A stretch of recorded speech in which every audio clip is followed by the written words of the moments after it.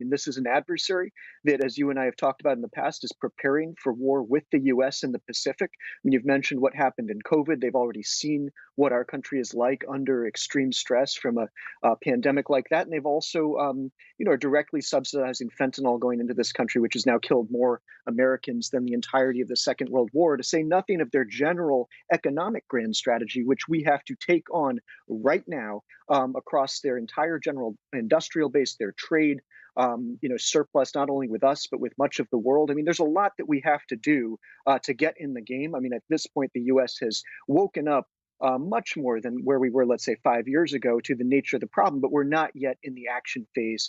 They're waging Cold War against us and worse. We're going to have to get back into this. But at the same time, as you've described, they have some economic weaknesses. That's really what we can exploit, how we can ultimately win.